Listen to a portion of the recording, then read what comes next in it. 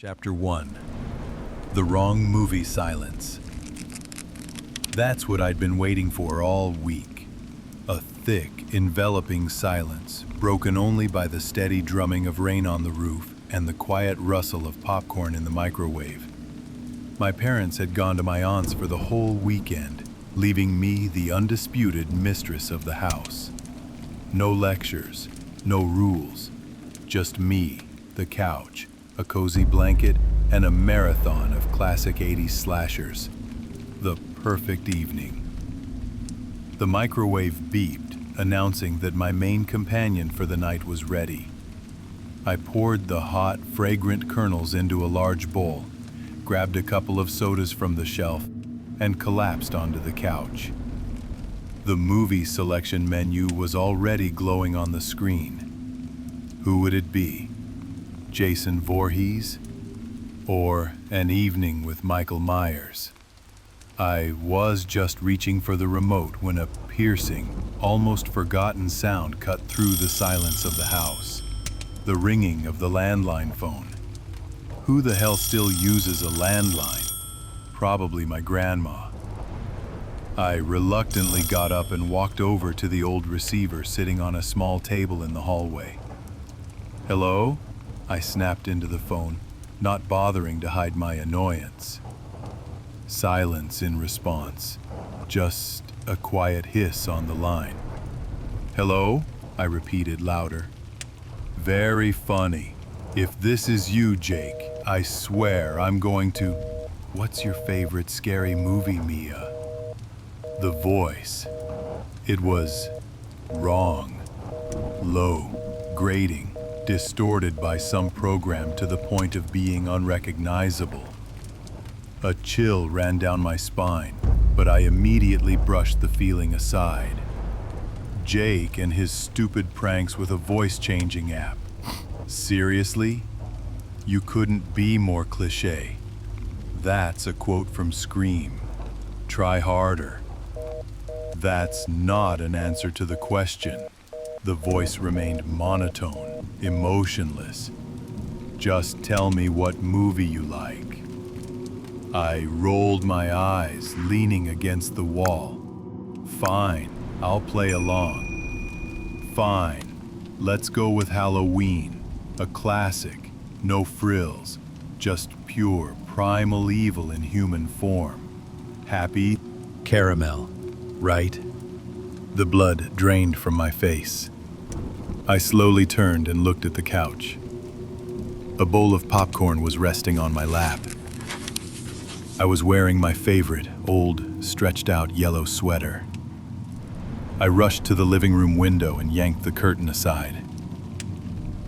Beyond the glass, in the streams of rain, there was only darkness, and the reflection of my terrified room.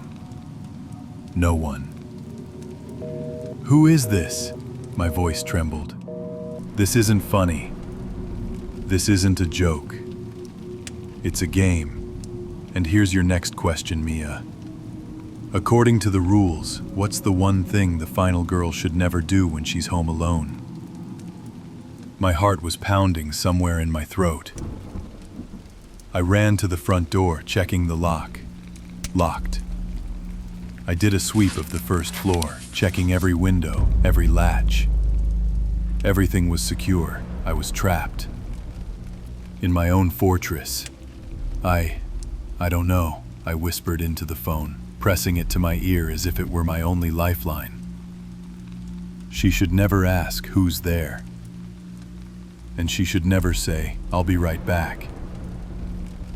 But most importantly, a hint of a smirk entered the voice. She should never think that locked doors will save her.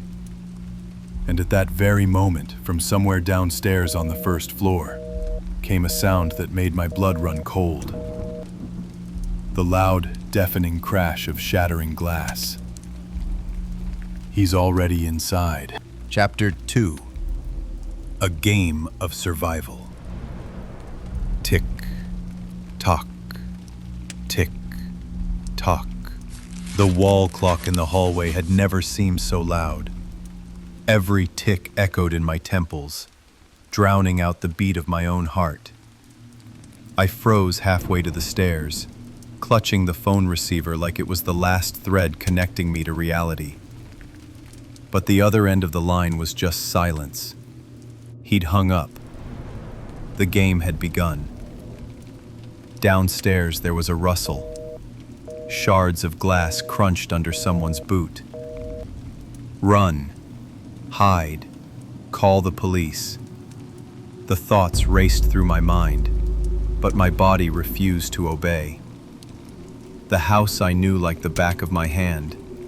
Every creaky floorboard, every dark corner. It had all suddenly become alien and hostile. It wasn't my house anymore. It was his hunting ground. Gathering all my willpower, I tiptoed to my room and shut the door firmly, slowly and silently turning the key in the lock. It wouldn't save me. I knew that. In every horror movie, a locked door is just a temporary delay, an illusion of safety. But it bought me a few precious seconds. I crawled to the bed and fumbled for my cell phone underneath it. With trembling fingers, I dialed 911. But before I could hit the call button, a notification flashed on the screen. A new message from an unknown number. No police, Mia. That's against the rules. And then, a photo. Taken a second ago. A photo of my locked door. From the outside. Nausea washed over me. He was standing right there, outside the door. He knew my every move. A creak. The stairs. He was coming up. Panic gave way to an icy, primal terror. I scanned the room for a weapon.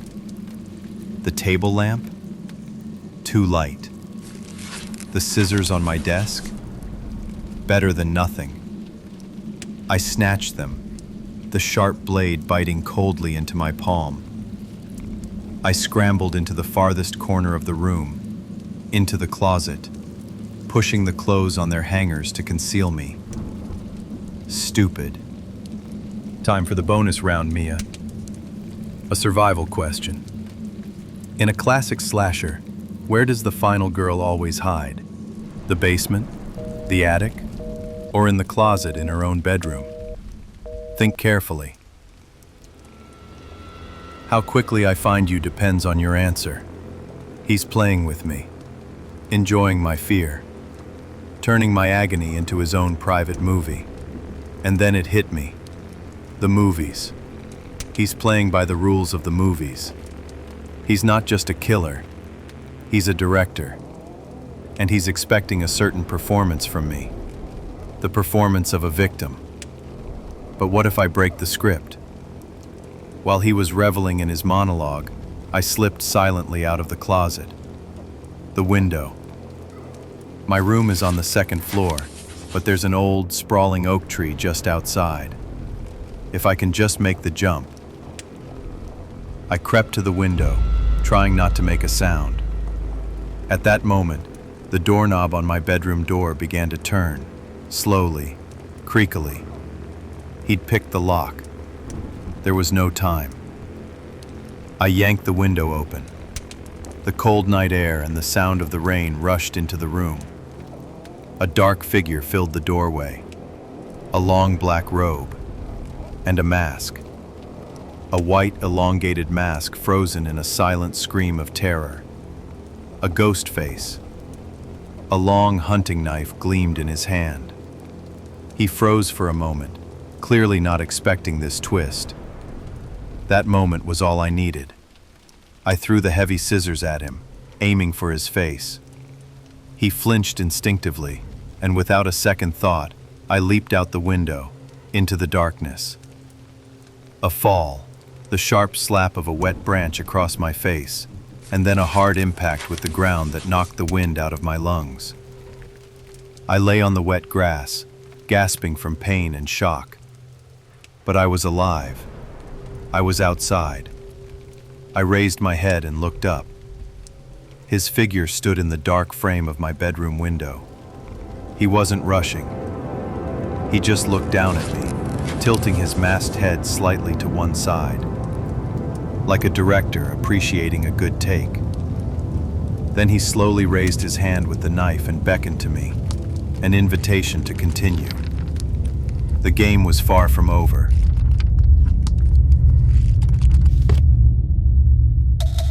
This chapter closes. I thank you for venturing into this tome. If the shadows stirred something within, let it be known. Share your thoughts, like, and subscribe for more locked stories.